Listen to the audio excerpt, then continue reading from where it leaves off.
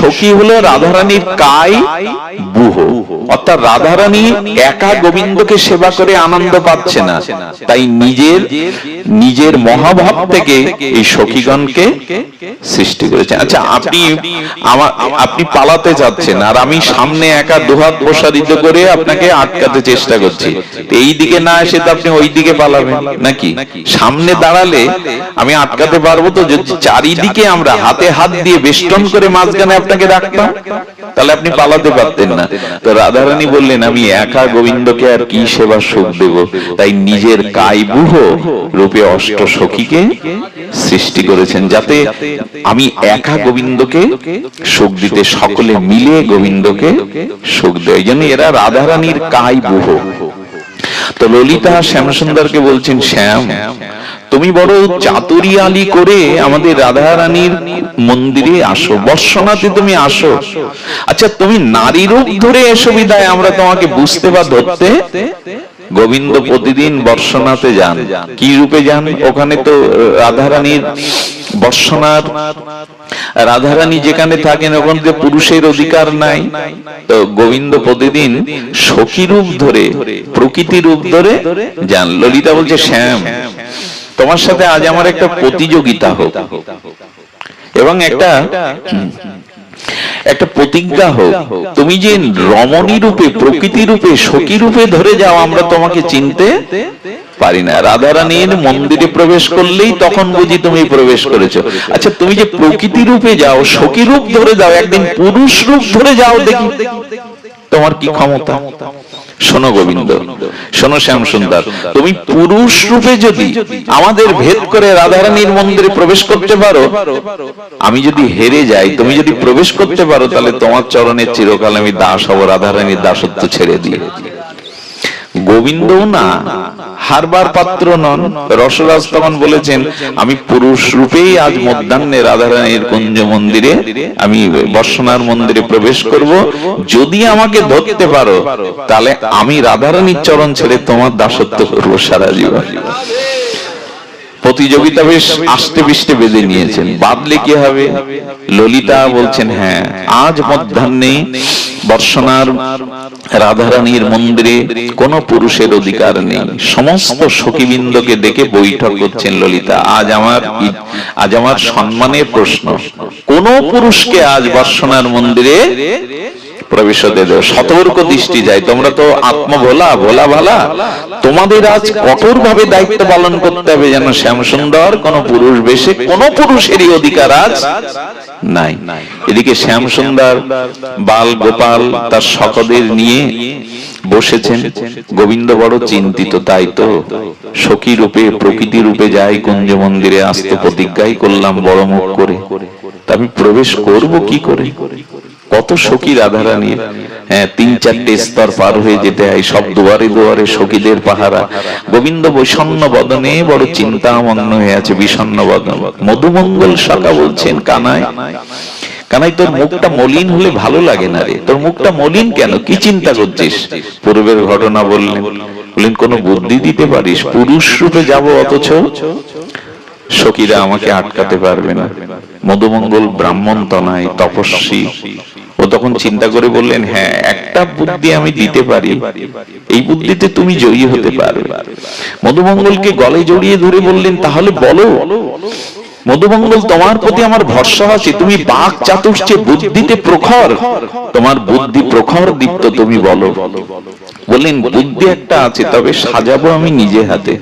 আজ তোমাকে জ্যোতিষী হয়ে যেতে হবে, আজ তোমাকে জ্যোতিষী হয়ে কুঞ্জ মন্দিরে প্রবেশ, কুঞ্জ মন্দিরে যেতে হবে, রাধারানীর বর্ষনার মন্দিরে যেতে হবে। তো সাজাচ্ছেন, বড় বড় পাকা চুল, এইখানে বড় পাগড়ি, পণ্ডিতদের যেমন পাগড়ি থাকে, মুখে দাড়ি আর এমন। আচ্ছা, গোবিন্দ যখন যে রূপ সাজে, রাধারানীর কাছে যাওয়ার জন্য মালাকারী সেজেছেন, মালা বিক্রিনী, নাপিতিনী, নাপিতিনীর বেশ ধরে। তো গোবিন্দ যখন যে বেশ ধরেন, তাকে ধরা ব্রহ্মার পক্ষেও সম্ভব নয়।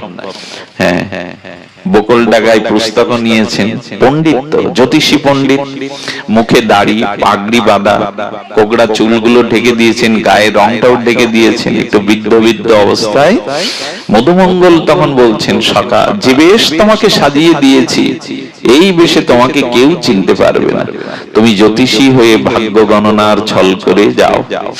গোবিন্দ নিজেকে দেখছেন, বাহ, আমি তো আমাকেই চিনতে পারছি না। হ্যাঁ, এক জ্যোতিষী পণ্ডিতের পণ্ডিত জ্যোতিষী রূপ ধরে গোবিন্দ হেলে দুলে চলেছিল। যাওয়ার পরে সংবাদটা তো চারিদিকে ছড়িয়ে দিতে হবে, যেই বর্ষণার মাটি স্পর্শ করেছে, বর্ষণার মাটি স্পর্শ করার সাথে সাথে তখন একজনকে দেখে বলছেন, এই শোনো, আমি পরম কাশী থেকে পরম বিদ্বান জ্যোতিষী, আমি না। আচ্ছা, জ্যোতিষীর রূপ কেন ধরালেন জানেন? ওখানে তো পুরুষ নাই, সব প্রকৃতি সখীরা। কিছু মনে করো না, আমার মায়েদের একটা কৌতূহল আছে, সাধু দেখলেই হাত দেখাবার, ওইখানে তো কেউ পুরুষ নেই। গোবিন্দকে এমন মধুমঙ্গল বুদ্ধি দিয়েছে যে মেয়েদের সবসময় একটা কৌতূহল, বাবা হাতটা দেখুন, খবরদার যাকে তাকে হাত দেখাবেন না, এটা দেখানো উচিত না, যাকে তাকে হাত দেখানো উচিত নয়। মায়েদের কৌতূহল, তো কৌতূহল জন্য গোবিন্দ যখন জ্যোতিষী পণ্ডিতের রূপ ধরে গিয়েছেন, তখন সামনে এক ব্রজবাসীকে দেখে বলছেন, তোমার নাম প্রভাবতী। চমকে উঠেছে জ্যোতিষী, বাবা আমার নাম জানলেন কি করে? বলে, নাম কি?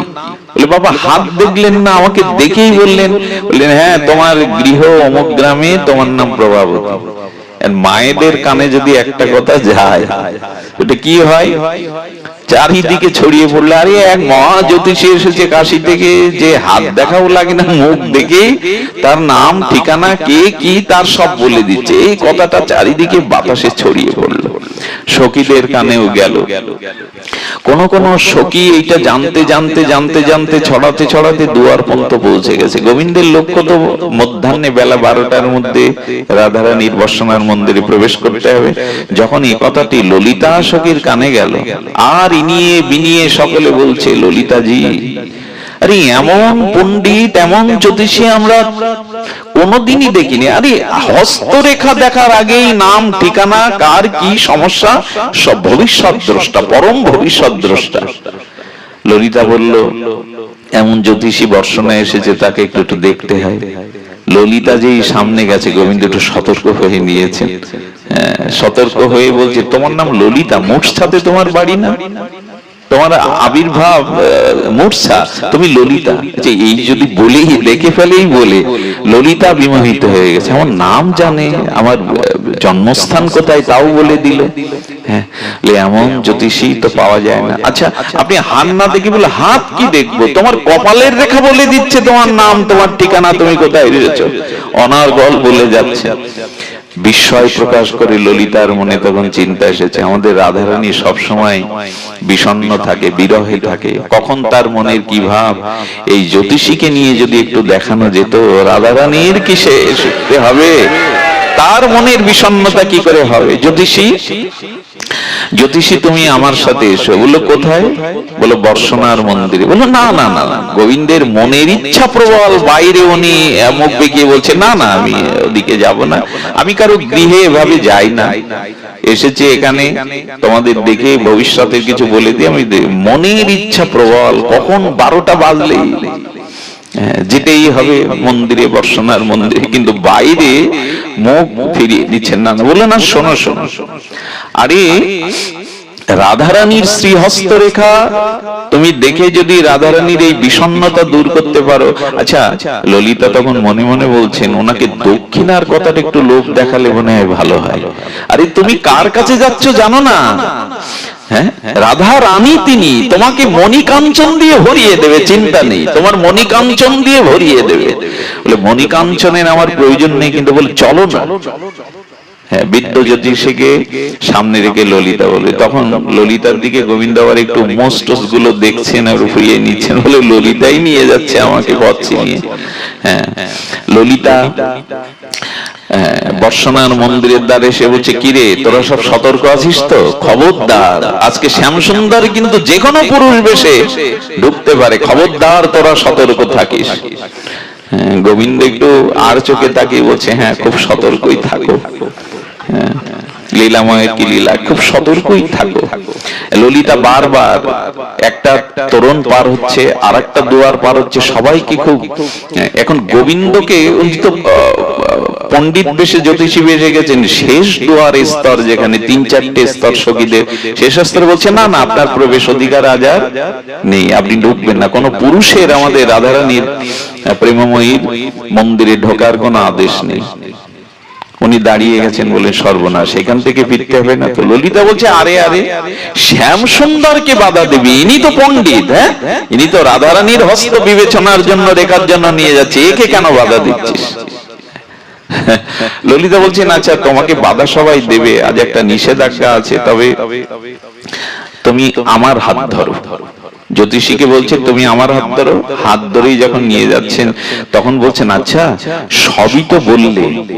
ললিতার মুখের দিকে তাকিয়ে জ্যোতিষী শেষবার আর একটা বান ছাড়লো, যে বানে ললিতা একেবারে কুপকার। বলছেন তোমার উদ্বিগ্নতার কারণ আমি বুঝেছি, পুরুষ বেশে আর শ্যামসুন্দর এই মন্দিরে ঢুকতে চাই, এই তো তোমার মনের উদ্বিগ্নতা। বলে সর্বনাশ, এ তো তাও জানে, শেষ বানটাও ছেড়ে দিয়েছেন বলে এটা তাও জানে, সর্বনাশ কোথাও জ্যোতিষী ত্রিকালক আমার মনের ভাব বর্তমানে তাও বলে দিচ্ছে।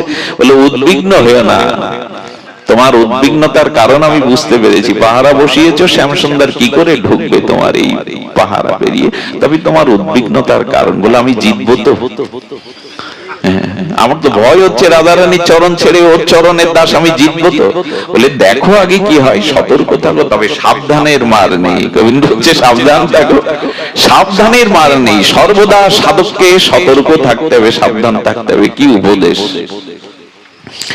রাধারানীর মন্দিরে ঢুকে ললিতা মন্দিরে প্রবেশ করে বললেন আমি সখীদের আবার একটু বলে আসি, সতর্ক করে আসি।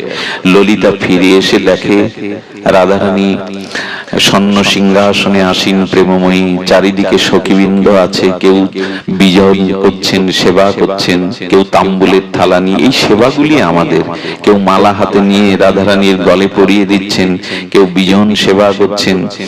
তার মধ্যে ললিতা এসে দেখে জ্যোতিষী বসবে না রাধারানীর চরণের কাছেই বসেছে, সিংহাসন নিচে। ওইটাই তো গোবিন্দের জায়গা, ওইটাই তো চাইছিলেন, রাধারানীর চরণে বসেছেন। চরণে বসার পর ললিতা বলল দেখো তো আমাদের ঠাকুরানী, আমাদের মহারানীর মনটা বড় বিষণ্ণ থাকে, কেন এত বিষণ্ণতা? বিষণ্ণ দূর হবে দেখো তো কি করে। বললেন দেখো এটা এখানে খুব গম্ভীর বিষয়, এখানে হাত না দেখে আমি বলতে পারবো না, বুঝতে পারছেন তো? এইখানে মুখ দেখে কপাল দেখে, এখানে গম্ভীর বিষয়, এখানে হস্তরেখা বিবেচনার কথা আছে। তার মানে রাধারানী আহারে শ্রী গোবিন্দের হস্ত দেখতে হবে, যে হাতটা রাধারানীর হাতে নিয়েছেন গোবিন্দের অঙ্গ প্রত্যঙ্গ কাঁপতে শুরু করেছে প্রেমে। এই হলো ভাবময়ী রাধারানী। কাঁপতে যখন শুরু করেছেন, গোবিন্দ আর কি করবে, রাধারানী যাতে বুঝতে পারে, তাই না? রাধারানী তো বুঝতে পারবে না, হাতটা একটু জোরে টিপে দিয়েছে, যেই টিপে দিয়ে ললিত বলছে এই রাখো রাখো রাখো রাখো, তুমি কার হস্ত ধরেছো জানো? হ্যাঁ, গোবিন্দ চিন্তা করলেন গলা ধাক্কা খেতে হবে না তো, রাধারানীর হাতে যদি কেউ হাতে টিপ দেয় ধরে, তো বলছে রাখো রাখো, তোমাকে যা ভেবেছিলাম তুমি তো নাও, আমাদের প্রেমময়ী সুন্দরী রাধারানীর হাতটা পেয়ে তুমি এবার টিপ দিলে কেন? আমার চোখ এড়াতে পারবে না, আমি রাধারানীর অতন্দ্র প্রহরী ন্যায় এড়াতে পারবে না। গোবিন্দ ধরা খায়, কিন্তু কি বলবে, আসলে তুমি তো জানো না, এই পাণ্ডিত্য জ্যোতিষশাস্ত্র পড়তে পড়তে এখন চোখের জ্যোতি কিছুটা কমে গেছে, আর তোমার এই রাধারানীর হাতের রেখাগুলো এত শুষ্ক ঠিক দেখা যায় না, তাই এখানে কেউ টিপ দিয়ে বড় করে শুষ্ক রেখাগুলো যাতে বড় দেখা যায় তাই দেখছিল। বলো তাই বলো, নাহলে তো বিপদ ছিল তোমার, তুমি কার হাত ধরেছো জানো না। গোবিন্দ এইভাবেই রাধারানীর প্রেমময়ীর স্পর্শ পাওয়ার বড় লোভাতুর। আগেই বলেছি এখানে মানসী বুদ্ধি করবেন না, রক্ত মাংসের বুদ্ধি করবেন না, এখানে সব প্রেম, অচিন্তনীয় অনির্বচনীয় প্রেমের রাজ্য। সঙ্গে সঙ্গে বলছেন তা ভালো করে দেখো। দেখতে দেখতে গোবিন্দ আর কি সহ্য করতে পারেন, চুম্বন দিয়ে দিয়েছেন। ললিতা বলছে কি হলো এটা? বলে আরে তুমি তো বুঝতে পারছো না, আমার দৃষ্টি শক্তির প্রখরতা কমে গেছে, তাই এখানে এনে এই যে হাতটা এত লালিমাই ভরা, তাই একটু চুম্বন দিয়ে এখানটা পরিষ্কার করে নিলাম। এইবার দেখা যাচ্ছে সরল। আচ্ছা দেখা যাচ্ছে কি সেটা তো বলবে। বলেন তোমার ঠাকুরানীর, তোমার রাধারানীর মনের বিষণ্ণতার কারণ একজনই, তিনি হলেন ব্রজেন্দ্র নন্দন শ্যাম সুন্দরের বিরহে তার মনের ব্যাকুলতা। ললিতা বলছে ওরে বাবা, এই তো তাও জানে। বললেন সমাধান করে দাও। তার মুখটা বিষণ্ণ দেখলে আমরা প্রাণে বাঁচি না, সমাধান করে দাও। আচ্ছা বলো তো কি করে রাধারানীর মন প্রসাধন হবে, প্রসন্ন হবে? তখন বলছে প্রসাধন বা রাধারানীর বিরহ কাটবার জন্য যে জ্যোতিষী সে বর্ষণায় প্রবেশ করেছে। বুঝতে পারছেন তো? বলি তুমি দেখতে পাচ্ছ? বলে হ্যাঁ, সে বর্ষণায় প্রবেশ করেছে। বলে কোথায় সে বর্ষণায় প্রবেশ করেছে, কোথায় সে? ললিতাও সতর্ক হচ্ছেন। শ্যামসুন্দর একদিক দিয়ে যেমন রাধারানীকে আনন্দ দেওয়ার জন্য, আরেক দিকে তার প্রতিজ্ঞাও করা। বলছে সে প্রবেশ করেছে। বলে কোথায় সে? বলো কোথায়? তবে শুনবে, সে রাধারানীর মন্দিরেই প্রবেশ করেছে। বলে মন্দিরে প্রবেশ করেছে কোথায়? বলে সে এখন রাধারানীর হাত ধরে আছে। রাধারানীর হাত ধরে আছে। যেই শুনেছে হাত ধরে আছে, ললিতা তাড়াতাড়ি পাগড়িটা তুলে দিকেই দেখে শ্যাম সুন্দর সমস্ত বাইরের পোশাকটা খুলে বলল ললিতা তুমি পরাজিত হলে। ললিতা বলছে অত সহজে পরাজিত? আচ্ছা তোমাকে এর মধ্যে আনলো কে? তুমি তো জিতে গেছো বলছো, তোমার চরণেই আমার দাসিত্ব করতে হবে, তবে তোমাকে হাত ধরে কে মন্দিরে আনলো বলো? আরে আমি না আনলে কি তুমি আসতে পারতে শ্যামসুন্দর? আমি না আসলে তুমি এখানে, আমি না আনলে, আর তাই জিত আমারই, জয় আমারই। সখীবৃন্দের আনুগত্য ছাড়া রাধারানীর কাছে যাওয়া যাবে না। একটা মার্মিক কথা বলি, আপনাদের ভালো লাগছে পরিবেশটা? সারাদিন বর্ষা স্নাত দিন, এখন আকাশ নির্ঝুম হয়ে আছে, আপনাদের ভিতরে শ্রবণের আকাঙ্ক্ষাও চাতকের মতো, ওই কথা বলা যায়। দেখুন এখানে পুরুষ দেহ না কেন জানেন? এই জগতে কাম অভিশাপটা আসে নারী এবং পুরুষ এই ভেদ থাকলে। এই যে দুর্জয় কাম, অভিশপ্ত কাম, এটা কখন আসে জানেন? নারী এবং পুরুষ এই ভেদ যেখানেই আছে, এখানে এই দুর্জয় অভিশাপ আসবে। কিন্তু বৃন্দাবনে কোনো পুরুষের, এক গোবিন্দ ছাড়া কোনো পুরুষ নাই। এই জন্য ওখানে প্রাকৃত মদনের প্রবেশ অধিকার। বৃন্দাবনে ওই যুগল ভজনে কোনো কামের প্রবেশ নাই, ওখানে মদনও মূর্ছিত হয়ে যায় যুগলকে দেখলে। এই জন্য এই উপাসনায় যারা একবার সখী আনুগত্য নিয়েছে, ওখানে পুরুষ নাই তো। দেখুন ভগবান শঙ্কর মদনকে ভস্মীভূত করেছিলেন, ভগবান শিব মদনকে পুড়িয়ে দিয়েছিলেন। পুড়িয়ে দিয়ে বলেছিলেন আমি কাজটা ঠিক করিনি, আমি তার দেহ পুড়িয়েছি কিন্তু তাকে শেষ করতে পারিনি। তাই মদনকে পুড়িয়ে ভগবান শঙ্কর উপায় খুঁজছিলেন মদনকে জয় করা যায় কি করে। এই জন্য তিনি গিরিজার হাত ধরেছিলেন, বিশুদ্ধ প্রেমের জন্য পার্বতীর হাত ধরেছিলেন। তো এই জন্য শ্রী গোবিন্দ মদন মোহন, যেখানে প্রাকৃত মদনের প্রবেশ। আমাদের জগৎটা ধ্বংস হয়ে গেল একটাই কারণে, এই যে নারী পুরুষ ভেদ যতদিন আছে, কি সহজ কথা, সেখানেই দুর্জয় কাম, সেখানেই কাম। এই জন্য বললেন সখীর আনুগত্যে যদি মঞ্জুরি অভিমান পেয়ে যান, যদি মঞ্জুরি অভিমান পেয়ে যান, তাহলে আর ওইখানে প্রকৃত কাম বলে কিছু আসতে পারবে না। তো এই ভাবটা বলবার জন্য বা এই জিনিসটা পাওয়ার জন্য আমাদের এত চেষ্টা। আমি আপনাদের একটু অনুরোধ করব, এই রসের অধিকারী হতে গেলে আমাদের একটু চেষ্টা করতে হবে। এই যে প্রেম রস, এই যে ব্রজ রস, এই যে যুগল ভজনের রস, এটা সদ্গুরুদেবের কাছ থেকে পেতে গেলে আমাদের রস বিচারটা একটু জানা চাই। রসের আস্বাদককে, এই রসের বিচারও আমরা কি করে করতে পারি, সেই বিচারটা একটু বলেই আমি পাঠ বিশ্রাম করব।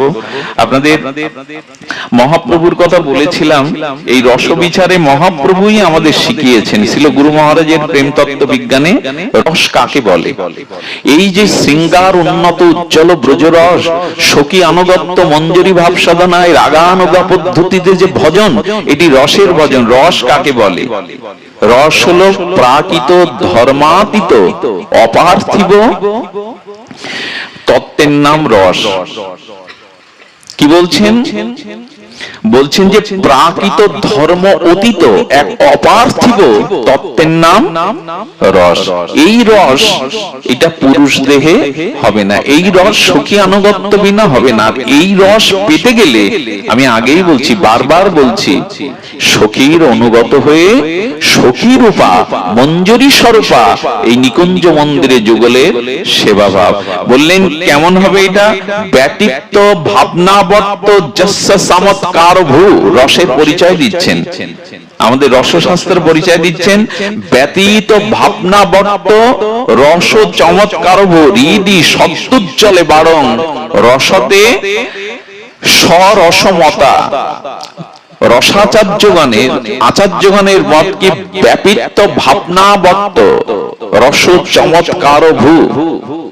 তার মানে আমাদের অনন্ত জন্মের হৃদয়ে যে ভাবনা আছে, প্রাকৃত ভাবনা, জড়ীয় ভাবনা, কামনা বাসনার ভাবনা, এই ভাবনার পথ যদি কেউ অতিক্রম করতে পারে সদ্গুরুর কৃপায়, ভজন মহিমায়, ব্রজকথা ব্রজলীলা শ্রবণের সাথে সাথে সাধু সঙ্গের কৃপায় যদি ভাবনার পথ অতিক্রম করতে পারেন, অনন্ত জন্মের কুসংস্কার কামনা বাসনার কলুষিত কামনা হৃদয় এই পথটা যদি অতিক্রম করতে পারেন, পথ অতিক্রম কেমন জানেন? আপনি গ্রাম থেকে যখন বেরোবেন বাড়ি থেকে, তখন বাড়ির পাশে ছোট ছোট রাস্তা, চারিদিকে ঘর, গলিটা ছোট। এই ছোট গলি পেরিয়ে গেলে দেখবেন গ্রামের কাঁচা রাস্তা, গ্রামের কাঁচা রাস্তা থেকে আরেকটু দূরে হেঁটে গেলে দেখবেন পাকা রাস্তা, পাকা রাস্তাটা আরো দূরে গেলে দেখবেন বিশ্ব রোড। কিন্তু গলিটা তো আগে পার হতে হবে। ঠিক তেমনি অনন্ত জন্মের যে দুর্ভাবনা কামনা বাসনা আমাদের চিত্তে সংস্কার হয়ে আছে, এই ভাবনা ব্যতীত হয়ে যদি সামনে এগোতে পারি, তবে সেটা গুরু কৃপা ছাড়া সম্ভব না। সেই ব্যতীত ভাবনাবর্ত যস্য রহস্য চমৎকার ভূ, সেই পথ অতিক্রম করে যদি কোন রকমে মঞ্জুরি ভাব সাধনার এই রস পাওয়া যায়, তাহলে তখনই সম্ভব এই যে রস ও চমৎকার ও আস্বাদনের। এইটি আমি যে রাধারানীর আবির্ভাব তিথিতে আপনাদের নিবেদন করব, এত করুণা রাধারানীর, এত কৃপা রাধারানীর। কেউ যদি রাধা নাম আশ্রয় করে, কেউ যদি রাধারানীর এই পরম উজ্জ্বল রসের একটু ছোঁয়া পায়, ছোঁয়া পাওয়ার দরকার নেই, যদি এই কথাগুলো কেউ শ্রদ্ধার সহিত শ্রবণের ভাগ্য পায়, আর রাধারানীর চরণে যদি তার কিঞ্চিত একটু আগ্রহ জাগে, একটু আসক্তি জাগে, একটু তৃষ্ণা জাগে। তৃষ্ণা না লাগলে তো জলের খোঁজ নেয় না, ক্ষুধা না লাগলে তো অন্নের সন্ধান কেউ করে না। এই ভজনের ক্ষুধাটা জাগুক, এই ভজনের ক্ষুধা জাগলেই, এই ভজন কথা শ্রবণ করলেই কোনো না কোনোদিন হৃদয়ে রাধারানীর এই দাসত্ব, এই মঞ্জুরি ভাব সাধনার ভাব গুরু কৃপায় জাগতে পারে। এটা জাগতে পারে। অসম্ভব প্রস্তাবনা বলে এখানে কিছু নেই, এটা জাগতে পারে। দেখুন, কংস একদিন নারদ কংসের সামনে এসে বলছেন, ঘটনাটি বড় মার্মিক ঘটনা। কংস নারদকে দেখে বলছেন, দেবর্ষিপাদ, আচ্ছা কৃষ্ণকে মারবার জন্য এত অসুর পাঠালাম, সবগুলো মরে আমার কাছে আসে, ভূত প্রেত হয়ে আসে, কৃষ্ণের বিন্দুমাত্র কেশাগ্র ক্ষতি আমি করতে পারিনি, কেন বলতে পারেন? নারদ মনে মনে ভাবলো, কংসের একটু খেলা দেখানো যায়। বলে, তুমি জানো না কংস, তোমার তো ভোজরাজ, তোমার বুদ্ধি খাটো। আসলে শ্রীকৃষ্ণকে এই শক্তি কে দিয়েছে, সেই শক্তির উৎস তোমার জানা নেই। দেখো, আত্মা যতদিন দেহে আছে ততদিন দেহ মরবে না। তো শ্রীকৃষ্ণের আত্মা হলো রাধারানী, রাধারানীর কাছে যদি যেতে পারো, রাধারানীকে শেষ করতে পারো, তাহলে গোবিন্দ শেষ। বুঝতে পেরেছেন কোথায় পাঠাতে চাইছেন? কংসকে একবার চিন্তা করলেন একটু খেলা দেখানো যাক। মানে আমি আপনাদের বলতে চাইছি, মা কালীকে যদি কেউ দর্শন করে তার আর অমঙ্গল থাকবে? দুর্গা দেবীকে যদি কেউ দর্শন করে তার দুর্গতি থাকবে? লক্ষ্মী দেবীকে দর্শন করলে তার অভাব থাকবে? মূর্খ যদি সরস্বতীর দেখা পায়, দেবী বাগ দেবী সরস্বতীর, তার আর মূর্খতা থাকবে?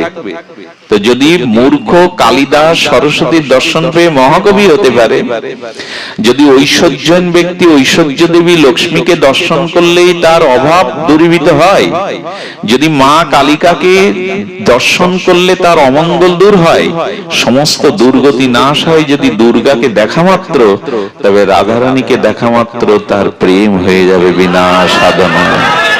উনি প্রেমময়ী। দেখুন, এই জগতে কর্ম এসেছে, জ্ঞান এসেছে, এই জগতে কর্ম জ্ঞান অনেক কিছু এসেছে, ধর্ম এসেছে, কিন্তু জগতে সাক্ষাৎ প্রেম ইতিপূর্বে আসেনি। রাধারানী সেই প্রেমই, সাক্ষাৎ প্রেম, যাকে দর্শন করলেই প্রেম হয়, যাকে দর্শনের মাধ্যমেই প্রেম হয়।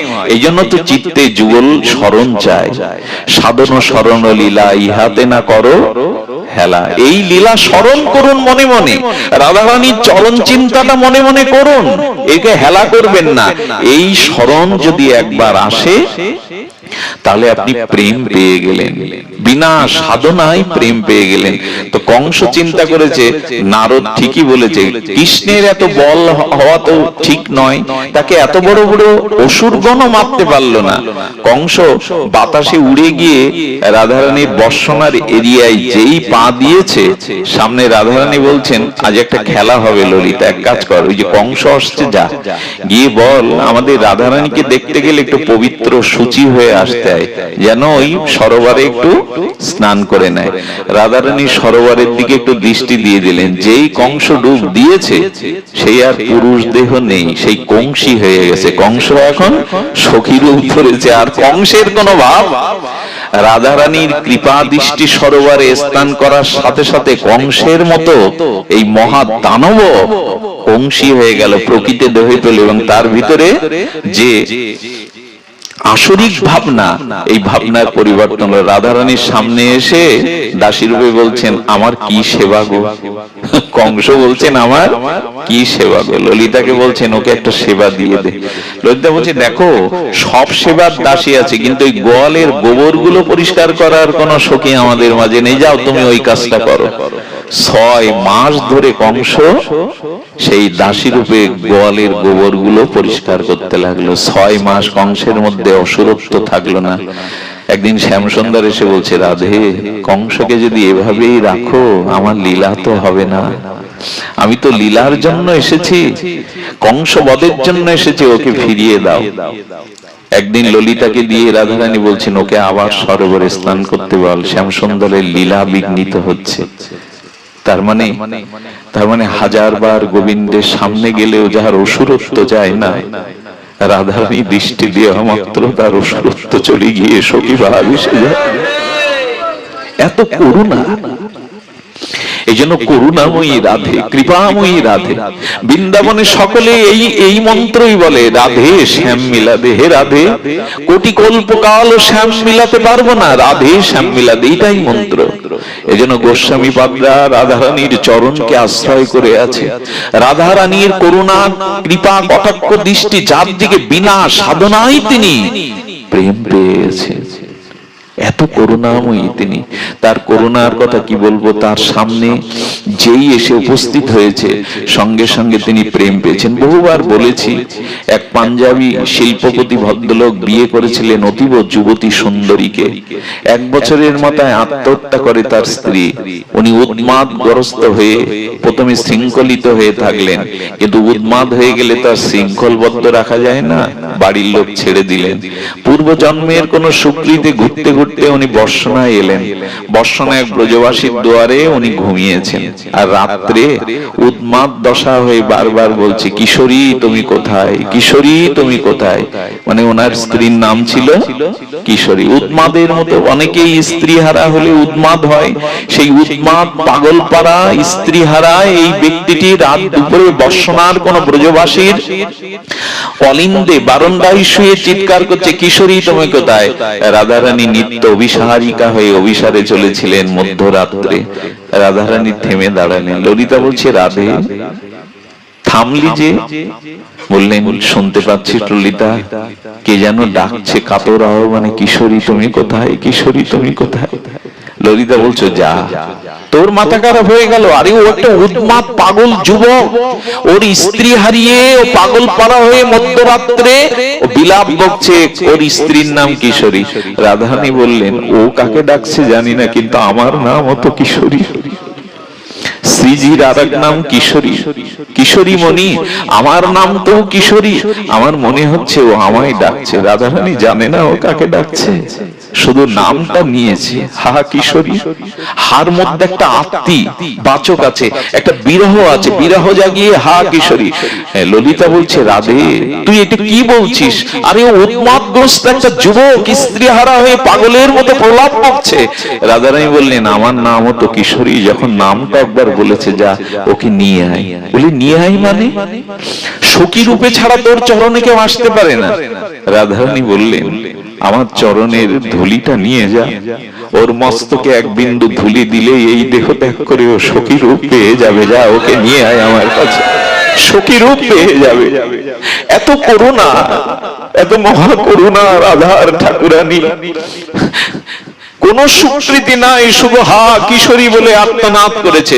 চরণের ধুলিটা মাথায় দিয়ে সখী রূপে রূপান্তরিত হয়ে গেল।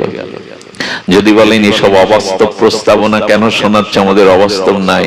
শুয়োপোকাটা যদি প্রজাপতি হতে পারে, শুয়োপোকাটা যদি প্রজাপতি রূপ নিতে পারে, তাহলে রাধারানীর চরণের কৃপায়, তার করুণায় কেন হতে পারবে না সখী রূপ? সঙ্গে সঙ্গে সখী রূপে এসেছেন। রাধারানী আর একদিন যাচ্ছেন রাধা কুণ্ডে, নিত্য লীলা বিহারে চলেছেন। যেতে যেতে রাধারানী বললেন, ললিতা আমার পায়ে কি যেন ঠিকলো, কি বেঁধে গেল। হ্যাঁ, রাধারানীকে বলছেন, ললিতা তোকে আবার স্নান করতে হবে। আরে ও একটা শিবা পড়ে আছে, শিবা মানে মৃত শৃগাল, একটা শিবা পড়ে আছে। রাধারানী বললেন, আমার চরণ যার গায়ে লাগে সে শিবা হতে যাবে কেন, শেয়াল হতে যাবে কেন? দেখ আমার কোন সখী পড়ে আছে ওখানে। রাধারানীর ভাবনাটা কত করুণা আর কত কৃপার ভাবনা। দেখুন, একটা মরা শৃগাল রাখালরা রাখতে এসেছিল, ছোট ছোট বাছুরগুলোকে শৃগাল জ্বালাতন করছিল, ওখানে বাড়ি মেরেছে, মাথায় শৃগালটা মরে পড়ে আছে। রাধারানীর চরণ লেগে গেছে, চরণ বাঁধে রাধারানী ইচ্ছা করেই চরণটা ছুঁয়েছেন। বললে, দেখ আমার কোন সখী ওখানে শুয়ে আছে। ললিতা পিছনে তাকিয়ে দেখে মরা শৃগাল নাই, রাধারানীর চরণ ধুলিতে সখী রূপে পড়ে আছে ওখানে। উঠে প্রণাম করছেন, হে ভাবময়ী, হে লক্ষ্মীময়ী, হে করুণাময়ী, তোমার এত করুণা, আমি ছিলাম শৃগাল, তোমার চরণের স্পর্শে আমি সখী রূপ পেলাম। তো সখী রূপ যখন পেলাম, তুমি আমাকে একটা বর দাও, আমাকে একটা বর দাও। কি বর চাই তোমার? তবে কথা দাও ঠাকুরানী, ব্রজেশ্বরী কথা দাও, আমার নামে এইখানে, এখানে যারা, যাদের মৃত্যুর পর যাদের দেহটা এখানে রাখা হবে, এখানে পোড়ানো হবে, তারা যেন তোমার চরণ পায়।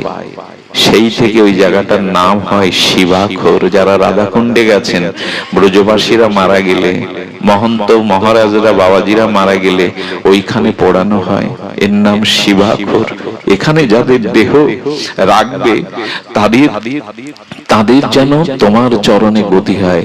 রাধারানী বর দিলেন, আশীর্বাদ করলাম এখানে যাদের। এই জন্য আমার কি মনে হয় জানেন, মাঝে মাঝে আমি বলি, যারা আমার সাথে কিঞ্চিত থাকে তাদের বলি, আমি যদি কখনো মরি, কখনো মানে তো এখনই মরতে পারি, তবে আমার চিতাভস্যের সামান্য এক কণা যেন রাধাকুণ্ডের ধুলায় মিশানো হয়। গয়ায় পিণ্ড দিলে আত্মার কল্যাণ হয় জানি পূর্বপুরুষের, কিন্তু ব্রজের ধুলির সাথে যদি নিজের অস্থি কিছুটা মিশিয়ে দেওয়া যায়, এর থেকে পরম প্রাপ্তি আর কিছু নাই। ব্রজের ধুলিকণা তো ধুলি নয়, চিন্তামণি প্রেমময়ীর চরণ কৈকর্যের এক একটি ধুলিকণা প্রেম দিতে সমাপ্ত। ধুলি নয়, ধুলি নয়, গোপী পদরেণু, গোপীর পদরেণু। এই জন্য রাধারানীর করুণা আমার অপার করুণাময়ী তিনি, অপার করুণাময়ী তিনি। তাহার কৃপা করানো, তাহার কৃপা কটাক্ষ করুণা কেন। তিনি রাধা কুণ্ডে সরস্বতী তরুণ রূপে এখনো আছেন। রাধা কুণ্ডে যে করে একবার স্নান, রাধা সমপ্রেম কৃষ্ণ তারে করে দান। রাধা কুণ্ডে যে একবার স্নান করে, রাধা সমপ্রেম কৃষ্ণ তাকে দান করেন। একবার যিনি স্নান করেন, এই জন্য সকলে এই রাধাষ্টমীর পূত আবির্ভাব তিথিতে, প্রকট তিথিতে প্রার্থনা করবেন, হে রাধারানী, হে করুণাময়ী, আমি সুকৃতিহীন, আমার কোনো সুকৃতি নাই, ভজন নাই, তবে জীবনে একবার যেন ব্রজ দর্শন হয়, একবার যেন রাধা কুণ্ডে স্নান হয়, একবার যেন ব্রজ ধুলি মেখে নিজের অঙ্গকে শীতল করতে পারি। হে প্রেমময়ী, তুমি করুণা করো। দেখুন দেখুন, একদিনও যার ব্রজে বাস হয় তার প্রেম ভক্তি হয়, একদিনও যার ব্রজে বাস হয় তার প্রেম ভক্তি হয়। এই জন্য ব্রজধামে যাওয়ার একটা প্রার্থনা করুণাময়ী চরণে জানাবেন। রাধারানীর কৃপা ছাড়া কিন্তু আপনি ব্রজে যেতে পারবেন না। ব্রজে রাধারানীর করুণা ছাড়া যাওয়া যাবে না। আজ লক্ষ লক্ষ লোক ব্রজে যাচ্ছে বটে, কিন্তু ব্রজ যেতে হয় মনোযাত্রায়, দেহ নয়। দেহ সুখের জন্য ব্রজ নয়, বেড়াবার জন্য ব্রজ নয়। ব্রজ যাত্রা হলো মনের যাত্রা, দেহ নিয়ে ব্রজে নয়, অর্থাৎ দেহাবেশের জন্য ব্রজ নয়। ওখানে রূপ সনাতন ছেঁড়া কাঁথা নাড়া মাথা পড়ে বসে আছে। যারা রাজাধিরাজ তারা সর্বস্ব ত্যাগ করে পড়ে আছে। আজ বাবাজি মহারাজদের যে ত্যাগ, বৈরাগ্য, তিতিক্ষা, সেটা বিরল, সেটা বিরল। এই জন্য আসছে রাধাষ্টমীর এই প্রেমময়ীর প্রকাট্য তিথিতে প্রার্থনা জানিয়ে রাখবেন, মৃত্যুর আগে এ জন্মে যেন একবার ব্রজ দর্শন হয়, একবার যেন ব্রজ ধুলি অঙ্গে মাখতে পারি, ব্রজ ধুলিতে যেন সিক্ত হতে পারি, একবার এই ধুলি যেন অঙ্গে মাখতে পারি, যেন যমুনীল যমুনা, যেন গিরিরাজ গোবর্ধন একবার অন্তত দর্শন করতে পারি। দেখুন, রাধারানী বলেছিলেন, শ্যামসুন্দর, আমি ব্রজে যেতে পারি যদি যমুনা থাকে, যদি গিরিরাজ থাকে, যদি নিকুঞ্জ থাকে, তবে আমি ব্রজে যেতে পারি। এগুলি একবার মানব জীবনে অন্তত দর্শন, একবার কৃপা হওয়া উচিত। রাধা কুণ্ডের তীরে কোন মরমী জন যদি কান পেতে থাকে মধ্যরাত্রে, আজও রঘুনাথ দাস গোস্বামী সেই বিরহে রাত্রিতে শুনতে পায়, তবই বাস্মি তবই বাস্মি ন জীবাবিত অবিনবী। হে রাধে, তুমি বিনা মোর কেহ নাই, হে রাধে, তুমি বিনা মোর কেহ নাই। এই মন্ত্রকেই সার করতে হবে।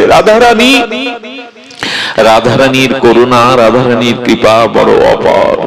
স্বয়ং শ্যামসুন্দর একদিন রসদগারে, যারা রসদগার শুনেছেন, আমার বলবার মতো মানসিক অবস্থা নাই, তবু বলি, রসদগারে রাধারানী প্রভাতে গোবিন্দ বিরহে বিরহিনী হয়ে বসে আছেন।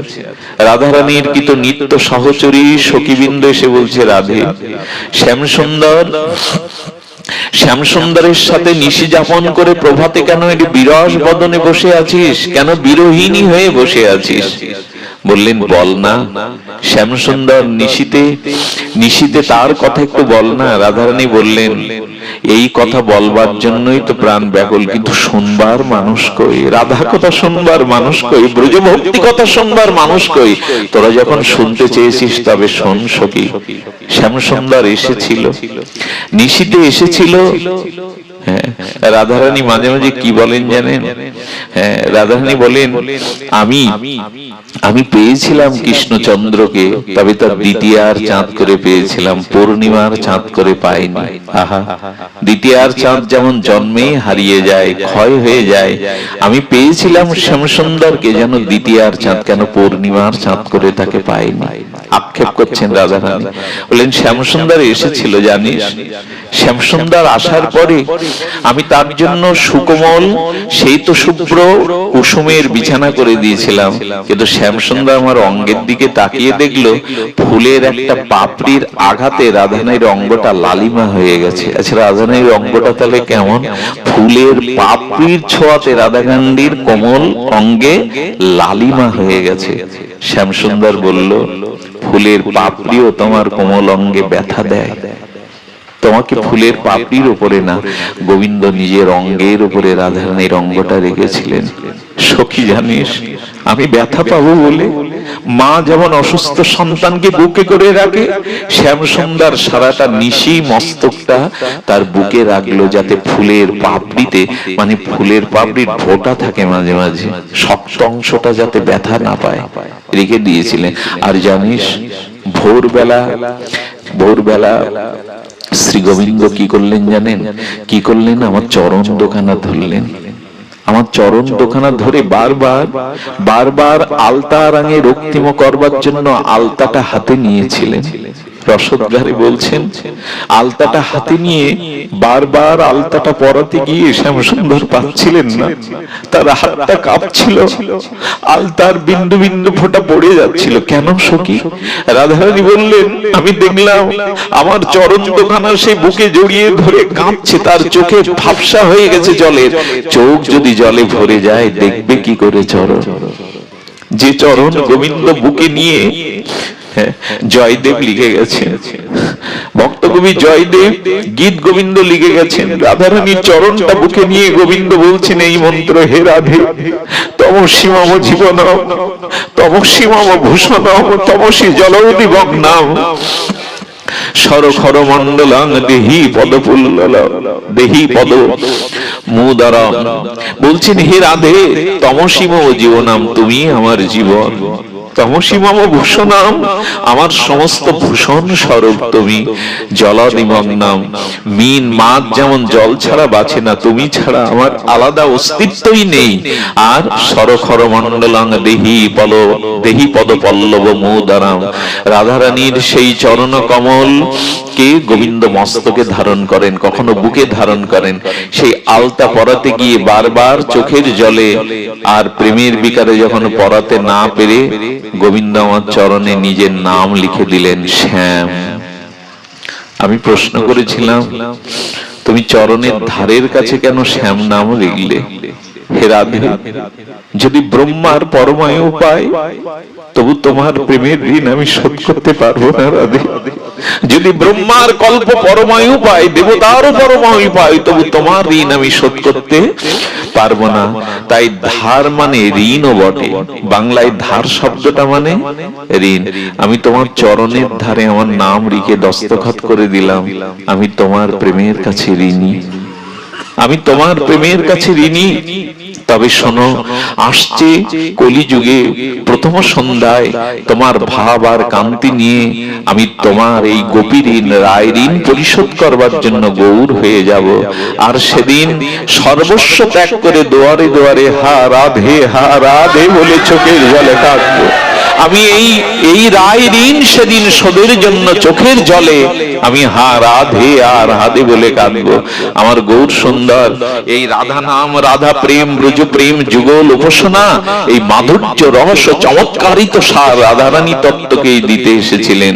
দুর্ভাগ্য আমরা যেন এই তত্ত্ব থেকে আর বঞ্চিত না হই, আমরা যেন এই রাধারানীর চরণ কৈকর্যকে সম্বল করি, এই রাধারানীর ভাবটাকে অবলোকন করি, তাহলে হয়তো কোনো না কোনো জন্মে রাধারানীর কৃপায় ব্রজে বাস হবে। গোবিন্দকে জিজ্ঞাসা করেছিলেন অর্জুন, আচ্ছা জগতের সমস্ত সাধক উপাসকগণ তোমার ধ্যান করে, গোবিন্দ তুমি কার ধ্যান করো? তুমি সকালে উঠে কার ধ্যান করো? গোবিন্দ বলেছিলেন, আমি ব্রজের ধ্যান করি, রাধারানীর ধ্যান করি। সেই গোবিন্দের ধ্যানের বস্তু, সেই গোবিন্দর ধ্যানের বস্তু মহাভাবময়ী রাধা ঠাকুরানীর প্রকট তিথি, আবির্ভাব তিথি আগামী শনিবার। আপনাদের এই দেশের নিয়ম আমি জানি না কি, তবে একটা কথা বলবো, অর্ধবেলা উপবাস যেন কেউ করবেন না। অর্ধবেলা উপবাসটা হয় না, অনেকেই রকম বলেন, কিন্তু গৌড়ীয় সমাজে আসলে আজকাল ধর্ম জগৎটাও বিভাগ হয়ে গেছে, এক একজন এক এক রকম বলে, কিন্তু শাস্ত্রে বলছে অর্ধবেলা উপবাস হয় না। অবশ্যই শনিবারে মধ্যাহ্নে রাধারানীর অভিষেক করবেন আপনারা। এই অভিষেকটা কিন্তু আবির্ভাব তিথির একটি মূল পর্ব। পঞ্চামৃত, ঘৃত, দুগ্ধ আর দধি, দুগ্ধ, ঘৃত, মধু আর শর্করা মানে চিনি, এই পাঁচটা একসাথে মিশালে হয় অমৃত, যাকে পঞ্চামৃত বলে, এর সাথে একটু ফুলের ফলের নির্যাস বা ফলের রস বিভিন্ন প্রকারের রাধারানীকে অভিষেক করবেন। সারাদিন এই ব্রজ ভাবনায়, রাধারানীর চরণ চিন্তায়, তার আবির্ভাব তিথি যেভাবে বর্ণিত হয়েছে সেই সব গ্রন্থাবলী আপনারা আস্বাদন করবেন। আসছে রাধাষ্টমীর এই প্রাককালে, তার প্রাকট্য তিথির প্রাককালে আমরা সকলে প্রার্থনা করব, সকলেই সংকল্প করব যে প্রেমময়ী রাধারানীর এই প্রকট